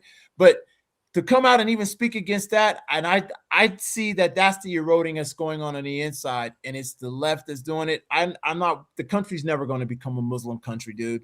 We're not coming a Muslim country. We're not going to end up practicing no Sharia law, like that's going to come the land of the United States, the law. I guess I'm too much of a patriot to believe that. I guess I am. I just don't see it that way. I have too much faith in the citizenry of people like Grid One that are informed, that understand the Constitution. I think there's more of us than there are the Islam that you're talking about. And if those things are going on in those states, guess what happens? They get voted the fuck out. The people that might not like Mandami, let it happen. When his time comes around, he's out. He's out. He's gone. And that's how the system works, bro. If they get in there and do stupid shit, you can't get in the office and then lie. I'm going to lie about this, then get in the office and then not do what you said you were going to do. And then the citizens are like, okay, yeah, we're just going to allow you to keep doing that. And we're just going to sit back and let you go ahead and lie to us. And we've been marching outside of your house. We're outside of your house picketing. But you know what? When the elections come, I'm going to vote for your ass again. Is that? Come on, man. I just have too much faith in the citizenry. I have too much faith in people like myself and people like Grid One that I just don't see Islam taking over. And by the Constitution of the United States, what you're proposing can never happen without a 2/3 ratification of the Constitution, which you still haven't explained why, even like my uncle, who is a practicing Muslim, why he couldn't run for mayor or governor or this and that. Because you're saying, oh, because he will lie about his faith. Their religion says it's okay for them to lie. That's what your point is. Let's get into the meat. What teachings of Islam are you talking about? And we never got there, so maybe we'll get there again. And I'm done. I'm done. All right, guys, I had a lot of fun with this one tonight, and I appreciate you guys more or less staying in control. Yeah, I got a little heated over here and there, but that was fine. Really appreciate it. Again, this wasn't a typical debate where I had to do a lot of work, so I was able to actually interject here and there. I'm glad you did. So at any rate, well, you're happy to do it again sometime. I encourage both of you to look at each other's side and gather information, and more education is always a good thing. And as you might, I don't see anything from the chat. Nobody's coming through with any super chats or anything like that. It's just basically they didn't like our discussion. They actually liked it. They were really they had a lot of heat for you. Which is how that works. Yeah. Hey. At any rate, guys, it has been great. To everyone, including the chat. I'm not going to raid anybody anywhere. I don't see anybody live right now at the moment. And so I'm going to jump out. Thanks a lot, Martae. Yep. I'm gonna do a solo stream after this. But I appreciate you showing up and being good faith, and then not to I've mention never done this before, so it's all brand new to me. Like I normally come just hang out and watch the show. but I'm on 4 or 5. I'm on a lot, and just come hang out and watch. And I do a gun prattle show on Wednesday, so we talk. Well, I do gotta say, I appreciate the spirited back and forth, Guandi, and that's the thing, though, is I do plan on running in 2 years. But you did say one thing before I'll go, that the voting block is the thing that we have control over. Now, if I influence all my constituents and people that vote for me, that we're not going to have a Muslim in office and they're going to vote me in, I think that that's good. But I also, that's the way you do it. But that's my whole plan, though, too. That also is enforced by the Constitution, but also informed by my belief as well, too. I think that my belief causes less harm, especially when it comes to Orthodox Christianity. But I don't see a good future because I look at other examples of predominant Muslim nations where they have power, and it doesn't end well. But that's all I have to bring say. your Christianity to your political career, would you? What's I said you wouldn't bring you wouldn't bring your Christianity to your political career, right? Like you would keep that my separate. decisions would be informed by my Christian beliefs. Yeah. So you aren't separating church and state. There's no such thing as separation of church and state. There's no such thing. I do agree with. I do know that. Yes, that's what I was getting to. But my whole premise is that outwardly, meaning like they would be so blatant that there would be such a conversion. So when you say never, things would never happen. I'll never say never, Guandi. So when you say that, they'll never do this, like look at England, look at anywhere else, it's happening. But like listen, England and France have always been like they're the way their societies were already on a very much of on a downcline. Like. Well, for a very long time. I mean, sure. France has always been kind of a nut job liberal country. I agree with you, but I think you're missing something, and here's why. Sure, the UK has been very liberal, almost socialist in their kind of parliamentary monarchist sort of way. There's a lot of socialist aspects to that. Certainly, that's true. France has been obviously socialist light for a long time. Certainly, both of those things are true. That actually should give you pause when you think about a socialist country with more or less closed elections and very tight system being able to be overrun by these Muslim influences who are not your father, uncle, or whatever, but are in fact not. They don't have any interest in Christians living alongside of them. So I think that's a very important point. And the second thing I think that I would encourage you to really think about is that while you're right that all of America could not be taken over in a very short period of time like UK was, however, a single state could be. We're seeing that with Minnesota right now. We see it with Michigan. We're seeing it in a lot of areas where they have low population density and people have moved out of the cities, and these Muslims are moving back into the cities, right? Especially like Chicago, Detroit, and these areas where it's super cheap. And when they get that concentration, they can have a very large amount of voting sway, right? But you're talking about Arab Muslims, right? Well, when I say Muslim, because the Nation of Islam has been in the country for a very long time, and there have been huge communities of Nation of Islam Muslims and they also have held office and have not done what you did, even though Hakeem Jeffries is a left winger. I'm not here to argue any of those points.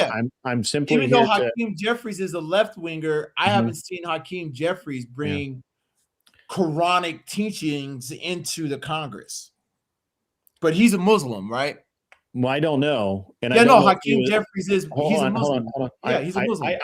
I'll take your word for it. I don't know that, but I'll take your word for it. So, was he sworn in on a Bible or a Quran?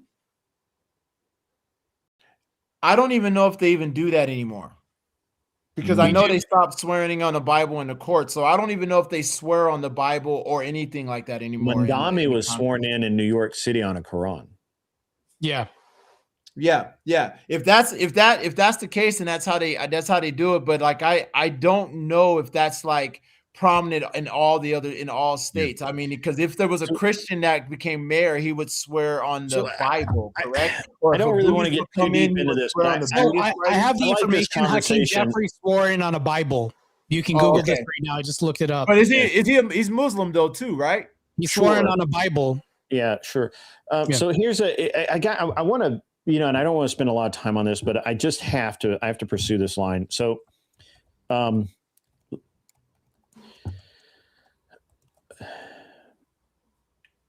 do you understand that prior to 1950, most Arab Muslim countries and several North African Muslim countries were considered to be crowning jewels of society? Do you know that? Are you aware of that history? Okay, so because they literally called Beirut the Paris of the East, right? Or the Paris of the desert, or whatever it was. And you saw women in dresses without hijabs. You saw in Western style clothing. You saw men wearing suits and Western style clothing, right alongside men in traditional robes. And everything was fine until and I believe he was the prime minister, but I actually forget his position. But the ruler of Iraq was assassinated, and that left a power vacuum, which over a few years was filled by fundamentalist radicals and has been ever since. And that's why when we talk about peace in the Middle East, while we never truly had peace in the Middle East, like we think of peace, right? But we did what we did have is we did have actual governments in Iran, Iraq, Afghanistan, Pakistan, Kurdistan, all of these countries, Turkmenistan, all of the stands. All of the stands had a functional government. What happened is once we got the fundamentalist, hardcore religious mullahs in, right, and then they crowned an ayatollah. Once that happened, there's never been peace since, because the people who just want to live and enjoy modernity and enjoy life, make money, have babies, go to the church of their choice on Sundays, those people are constantly being killed by radicals, fundamentalists who believe that if you don't believe exactly as I believe, I have to kill you. And so when you're dealing with that, right, and this is all of, and this, obviously this, North Africa is not left out. You've got Egypt, Jordan, not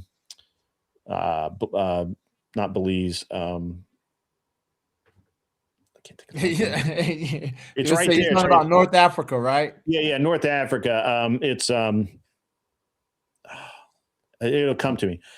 So it's opposite side of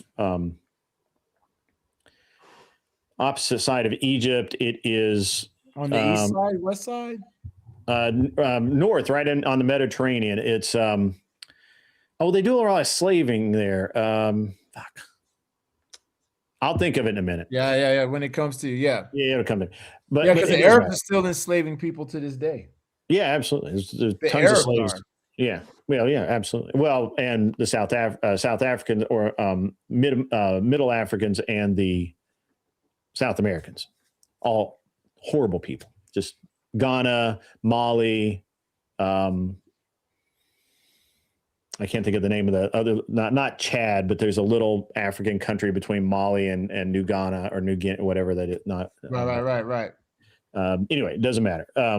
They're terrible countries because they've never had a functional government. And they may never have a functional government. But, maybe not in those countries, but we look at like countries like Saudi Arabia, the United Emirates. I mean, like these are stable societies. The Kingdom of Jordan, Right. What was the these are stable, I guess, Islamic societies. They're not warring with each other. I think we have a few bad actors, but that's kind of the same thing when we you look at what's going on in Iran and Iraq these days, and I guess I kind of reject that. Yeah, I kind of reject that principle because they haven't stopped fighting for the last 100 years. Yeah, and that's true. we haven't stopped sending young Americans to die in the sandbox for 70 years. Yeah, we should have pulled out of there. We should have never been dealing with the Middle East. I agree with you. So came in there and took all that land. But I guess my overarching point is that you have to really critically examine the fact that even though these were great westernized countries where they had high fashion, they had luxury cars, they had everything you could want. In Iraq and Iran, which was, Beirut was bombed to rubble, and it used to be look at the pictures of that city back in 1950, 51, 52, 53, on up to about 1960. Just look at the pictures. It's beautiful. It's wonderful. And then the fundamentalists take over, the people that we're actually talking about here, right? When I say, and most of the time when I'm talking Muslims, I'm not talking about your run-of-the-mill average Muslim who's not Nation of Islam, not fundamentalist. That's not easily radicalized, that kind of. I had some friends of mine from Kuwait, and they said that these people come over while they're when they're young and they're playing soccer, and they literally try and radicalize them at just while these kids are out playing, and it's insane. But you have to really critically examine this area of the planet that is now literally decimated themselves. The bones are leaching in the sand. They do not have infrastructure. They do not have any kind of industry other than oil, which is gradually being taken over by monetized interest. We've got a super chat. $5 comes in from World Radio 332. Approximately 5 to 7% of Arabs are not Muslim, meaning 93 to 95% are Muslim. Why is Guandi trying to separate Arabs from Muslims that participate in Barbary? He's not. He's trying to disseminate from Arabs, which are largely predominantly Muslim, and African Muslims, because there are some differences there in their base beliefs, as well as Black American Muslims. Sure, yeah, sure, right, yeah. Or American Muslims. I understand what you're trying to do. I understand. Like Muslim, being a Muslim is a religion. It's a religion, but a lot of times, what I find when we have these discussions, when people talk about Muslims, they only think about Arab. Like Martae, right. No, to me, when I'm says overarching. I'm not talking about Arab. I'm obviously we're having this conversation right now. I'm telling you that I consider the Sudanese. I consider all of the people in. Now I cannot remember the name of that damn country. Well, you also have like Indonesia, which is an Asian country, which is a Muslim, predominantly Muslim, and they are Asians. You know what I mean? So that's the only thing I'm saying is like it is a religion, but it's not Indochina anymore. Like it's Christianity. You got all these different sects, and some sects like in Ireland, you have Protestant and Catholics killing each other. You know what I mean? Because it's religion, man. Like different religions have different sects, and I don't think labeling Algeria, a whole religion, even though I don't agree with Islam, labeling like a whole religion and saying your whole religion is just bad. And because you practice that religion when you're in the United States, you can never hold an office. Like that's just crazy talk. Well, it's not crazy if they use the voting block and they say no, we're just not going to vote them in. You even agreed with that, so. Yeah. Sorry. So the country I was trying to think of was Algeria, Morocco. Yeah, Algeria is real bad. And Tunisia, Libya, and of course I've already said Sudan. So all of that North African Mediterranean shoreline basically is all bad. It's all bad. and it's, and it's a shame because it is the fundamentalist religion. It is the fundamentalist religious assholes that have ruined an entire country, several of them, for the entire world. Think of the trade, think of the oil, think of the businesses that could happen there. Think of all of the things that how great those countries could be if it weren't for these asshole fundamentalist Muslims. Now, do you think that's that would sound like that's a minority that would have that mindset. Are you saying that those minority would be the ones that's coming into the United States? They're the ones that kill other Muslims, right? They're the ones that kill other Muslims. Yeah, they will kill other Muslims. When you were in Afghanistan, Turkmenistan, Pakistan, and you would have the Pashto who were getting killed by ISIS, and fuck, I can't think of the other. I'm having sorry. It was a while ago, but yeah. I can understand. But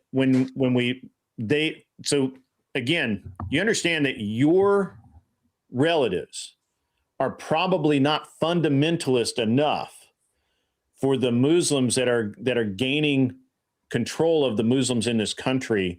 And the only thing that those Muslims have to do is either you follow us and do what we say, or we kill you.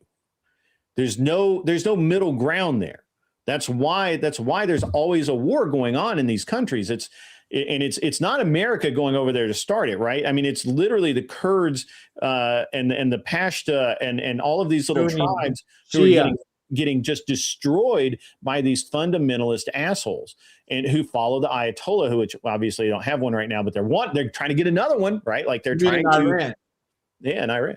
So I mean, and they're trying to, they want the caliphate back. They want all of these things. It is no good for American Muslims. It's no good.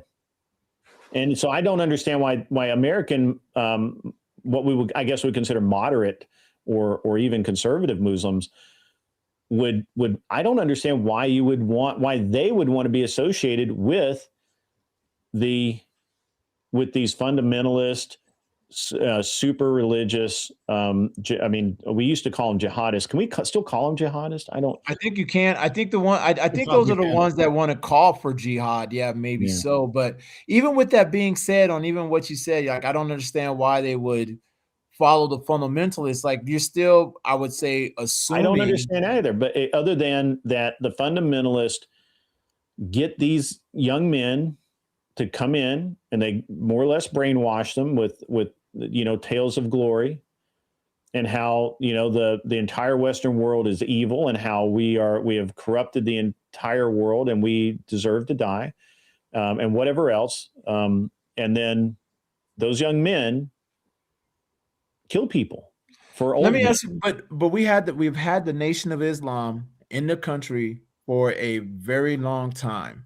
Why haven't we seen at least like more Black Muslims blowing themselves up, doing the things that you guys are talking about? They're way more established. They're way more established here than like a Syrian Muslim. Because I don't think they're fundamentalists and I don't think they're radicalized. And I think that's why you should be very concerned about this movement bringing in these radical fundamentalist Muslims that will that will come into the mosque, that will come into your communities and will start radicalizing your young men and start abusing the community, because that's what they do. They've done it in every country they've been in, every single one: Afghanistan, Pakistan, Kurdistan, Syria, Libya, all of them. You cannot think of a country where these fundamentalist Muslims have entered into, where they come in and they say Arabs, right? Because are you saying that the tenets of Islam, North Africa, right? No, would you say that the tenets of Islam is what causes that mindset? I think it's the fundamentalist teachings. Which can you name one of those fundamentalist teachings? Jihad right out of the gate. I'll just go with that. Yeah. Well, jihad means holy war. Sure. Right. Yeah, absolutely. Right. When you look in the mullahs, Quran, when you look in the Quran, do you see when you say that like the jihad, because when you talk about kill the Muslims, we're infidel, talking about kill the tenets, you unclean. got to go into the Quran and pull it out of Quran, right? Yeah, like kill the infidel, kill the unclean. You know that. I mean, I. It's been a long time since I bothered to read the Quran. I'm sure that some of the young men in chat, but yes, it's absolutely in the book. And here's the thing. You mean when they were going around and they had calls to go around, if you were a believer, to go around and kill the others, right? Like kill other people. Yeah. Kind of like even in the Torah. Muslim. Yeah. Kind of like even in the Torah, where Joshua and them would walked into the city of Jericho and killed every man, woman, child, and all the animals. Yeah, like, absolutely. I mean, that's like, like those same kind of stories. Hold on. I understand where you're going here, and I want to head it off so we don't spend another 3 hours on this. Right. So, yes, absolutely. In the Torah, there's a lot of really bad things which are more parable than actual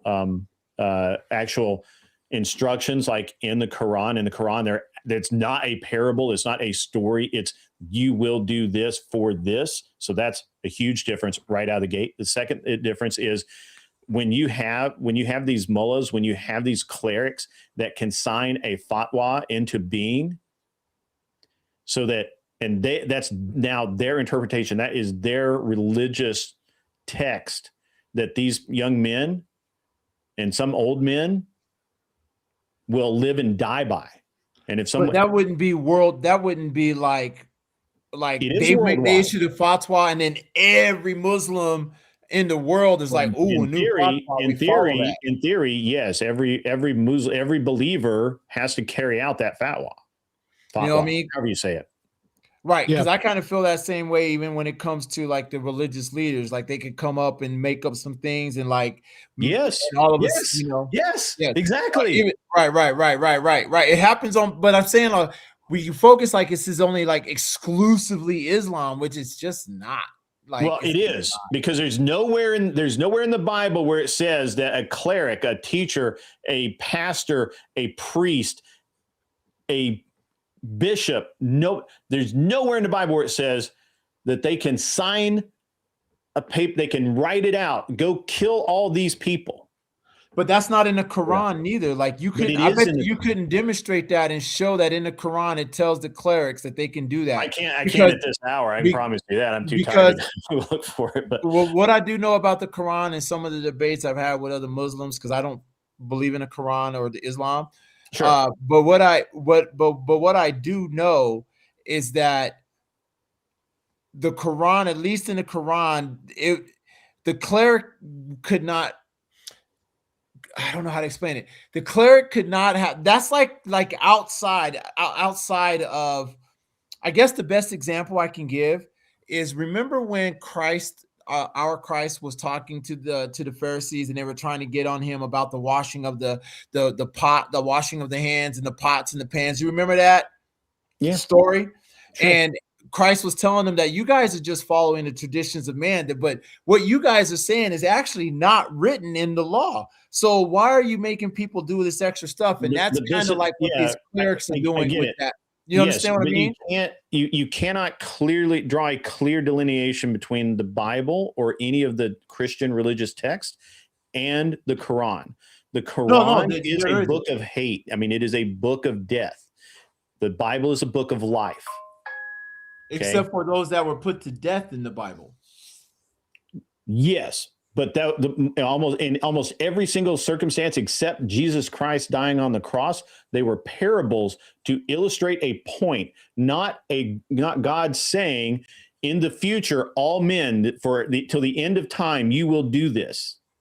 I guess when you say that, yes, you're right in that sense, because you keep saying like it was a parable, and I'm like, yo, the story of Joshua and Jericho, that's not a parable. I'm sorry, that actually really did happen. Or sure, but it's an example. It's used as an example. It's not used as every time you see this. Right. Okay? There's nowhere in the Bible that says every time you see Sodom and Gomorrah, we need to turn them into a pillar of salt.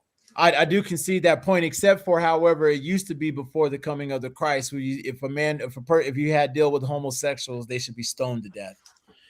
Right. Right? Mo actually went and found the rebuttal. I knew he would. I believe he served. Fight those who do not believe in Allah among the people of the book until they pay the jizya. That's the tax that they can put on unbelievers with willing submission and feel themselves subdued. The Quran 9:29. That's true.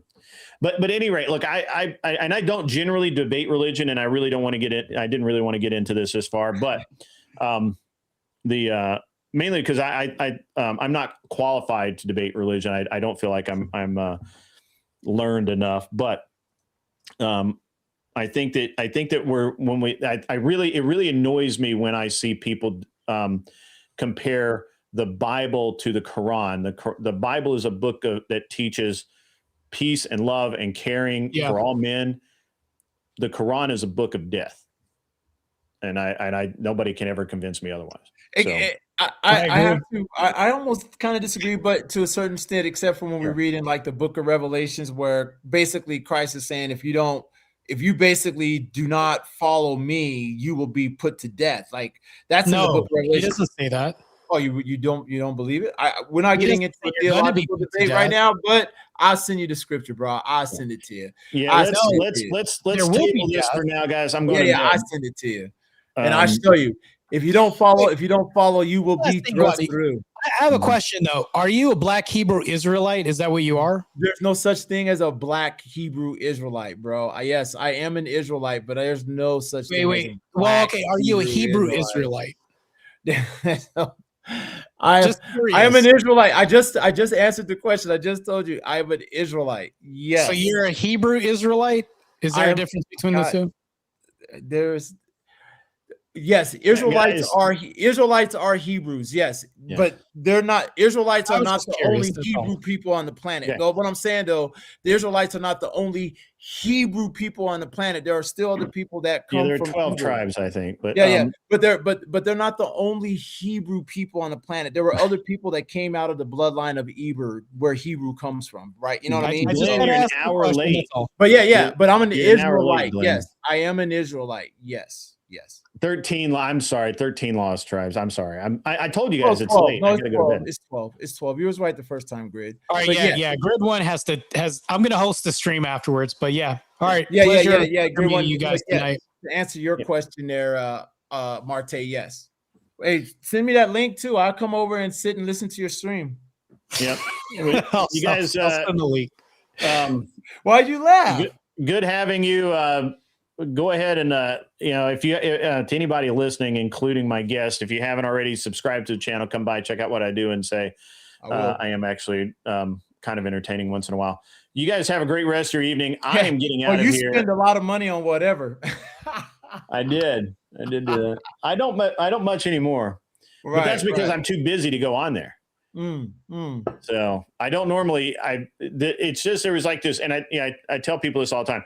There was this window where my son was, I think he was 13 at the time, and he just started like kind of getting into the idea of dating girls, and girls are cool, and I was like, I wonder what the dating scene is like, and I found whatever, and I was like, holy crap, this is insane. Yeah, and so I would watch the show.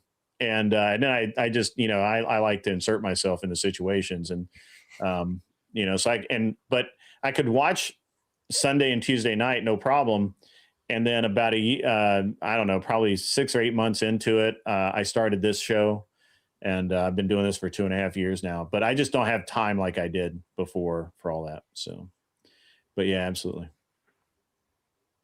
So, but, anyway, guys, great having you. Everybody out there, really appreciate you guys. You guys are all cool. It's been a good night. I've had a lot of fun in basically in everybody's channel. To be honest, it's been it's been really cool to be able to hang out and get everything set up. So. I don't know if anybody has any last words, like really, really quick, but If not, I'm going to play the outro and get out of here. You guys. No, that's about it. I appreciate you hosting, and I appreciate the spirited discussion. This wasn't really like a debate. I just wanted to have a discussion about this. That's it.